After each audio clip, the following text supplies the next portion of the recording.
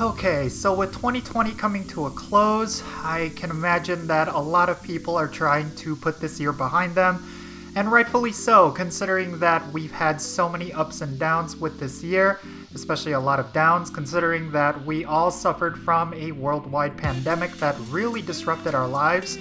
And it was just a very unique year, and unfortunately, it may not necessarily get that much better in 2021. But in terms of Pokemon Go, I would honestly say it was a very positive year, especially for people who were stuck at home. There were a lot of positive changes to Pokemon Go that were made this year, and I have to say that this was probably the best year of Pokemon Go that we've ever had, in spite of all of the difficulties that we all faced as players. But I'm going to be talking about all of that in today's video, and even though I see this year as a very big positive, there's still also some negatives that we have to discuss as well. But in any case, yeah, let's roll the intro and get right into it.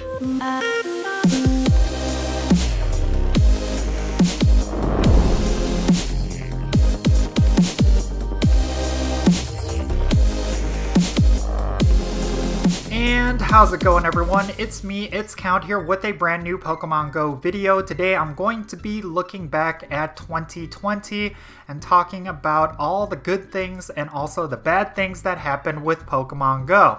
Now, naturally, we're going to look at a lot of the negatives and they are going to outweigh some of the positives, but I honestly disagree with that because I think there was a lot of positives for Pokemon Go this year, and they actually created a net positive for the game. Of course, there were a couple of missteps on Niantic's part, but we absolutely cannot ignore the fact that Niantic did a lot of good for Pokemon Go this year, and a lot of those changes really made the game a lot better than it's ever been. Alright, so let's get the negatives out of the way first. So when it comes to Pokemon Go of 2020, we unfortunately saw a lot of greedy monetization practices start to creep up into Pokemon Go.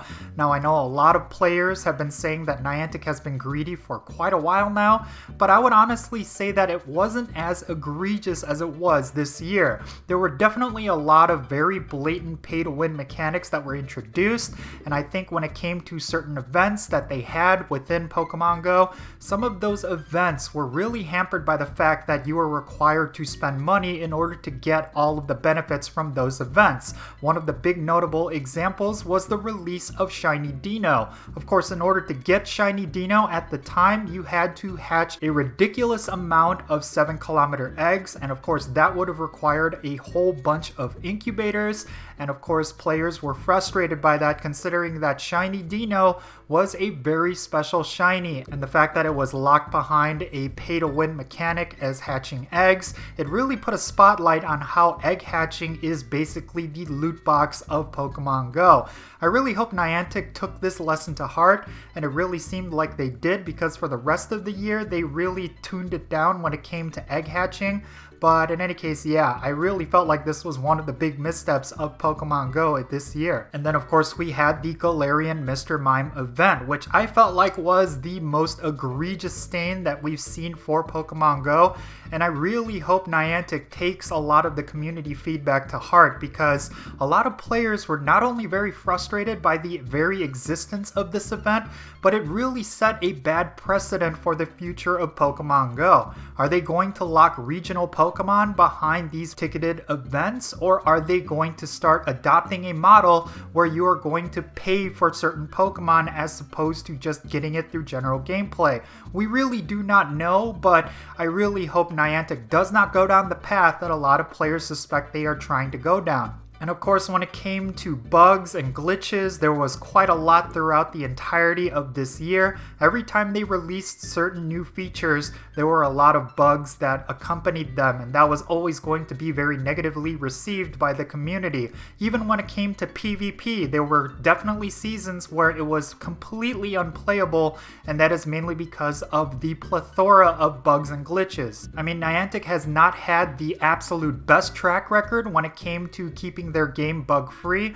but I really felt like this year, out of all of the years, there was just a lot of different bugs and glitches, and it was really bad for Niantic and a really bad look for all of their devs. I've talked about it at length within my YouTube channel, but I really think that moving on to 2021, they really need to ramp up their internal testing because, of course, with the worldwide pandemic, they are going to rely on a lot of third party. But honestly, I really felt like a lot of the issues that we saw this year could have been prevented if Niantic had a lot more testing going on. But yeah, that was really it when it came to the negatives, and a lot of those negatives are stuff we've seen in the past. But now I really want to highlight the positives of this year because there was just a lot of good things that Niantic did for Pokemon Go that I really feel like gets overlooked because of all of the negatives that happened this year. First and foremost, we got a whole bunch of new features that I never really thought would ever come to Pokemon Go, and it was stuff that I did not know that I needed, but it ended up being stuff that I really wanted. I want to say one of the positive byproducts of the worldwide pandemic and the fact that a lot of us were stuck at home was the introduction of remote raiding. I honestly think this was one of the strongest features that was added to Pokemon Go this year. I really did not expect for it to blow up the way it did, but it really took off once it was released. I want to say before the beginning of this year, the raiding scene has started to drizzle out, and a lot of people were not necessarily focused on raiding as much as they used to. But once remote raiding was introduced into Pokemon Go, we saw a huge resurgence of raiding amongst every single community. A lot of players were really engaging with adding new friends around the world, and they were actively involved in raiding throughout the entirety of the summer. It was really a sight to see, considering that raiding is one of the core aspects of this game. And I honestly have to say remote raiding has made a boatload of money for Niantic. So I'm pretty sure that Niantic themselves are really happy about this feature release as well. Now, aside from remote raiding, we also saw the introduction of the new level caps. I think this was a massive new feature for Pokemon Go, considering that a lot of us were sitting at level 40 for a long time. Now, when they introduced the new level cap, I started to feel a lot of feelings that I did not feel for a long time. The excitement of grinding, the excitement of leveling up, a lot of this stuff hasn't been felt from the game in pretty much since the beginning.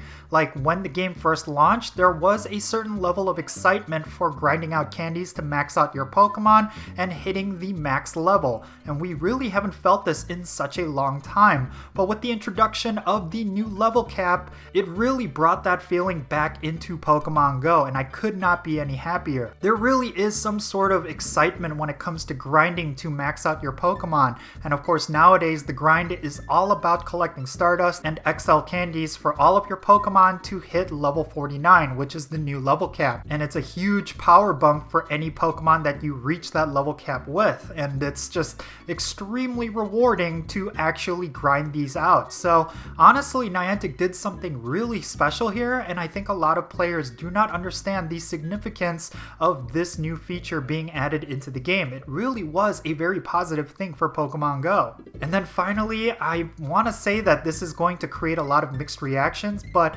I honestly think that Mega Evolutions was actually a positive thing for Pokemon Go. And yes, of course, there was a big controversy with Mega Energy when Mega Evolutions was first released, and that is of course because Niantic decided to lock Mega Energy exclusively behind raiding, and of course, over time they backtracked on that stance. Of course, they added Mega Energy to field research tasks and other different methods, and that has become a huge plus for Pokemon Go. It really took away a lot of that controversy around Mega Evolutions, and it ended up becoming a core feature that a lot of players utilize. I mean, when it comes to raid challenges and when it comes to raiding in general, Mega Evolutions do make a very significant impact, so the gameplay satisfaction is definitely there. When Mega Evolutions first released, I found myself kind of ignoring this feature, but now that they added Mega Energy to field research tasks, I find myself actually grinding out for Mega Energy energy and stocking up on them for those moments that I would actually need that Mega Evolution. So it ended up becoming a very positive mechanic. Overall, I really think Niantic did a lot of good for Pokemon Go this year,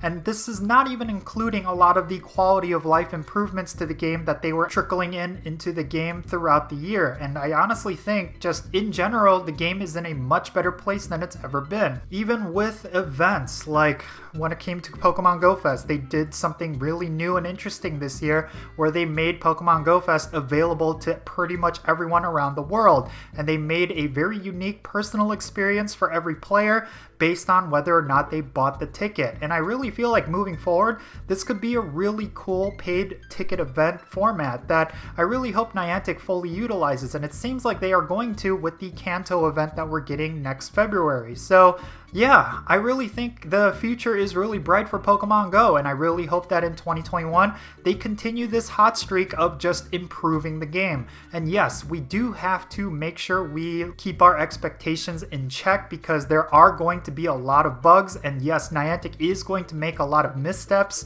but it's up to us as the community to continue voicing our concerns whenever Niantic does make those missteps, but at the same time giving them credit where credit is due, because every time they do something really positive for Pokemon Go, I want to heap all of the praises on them so that it reinforces them to continue going down those positive ways for Pokemon Go. But yeah, those are just my thoughts and opinions, and overall I really enjoyed 2020.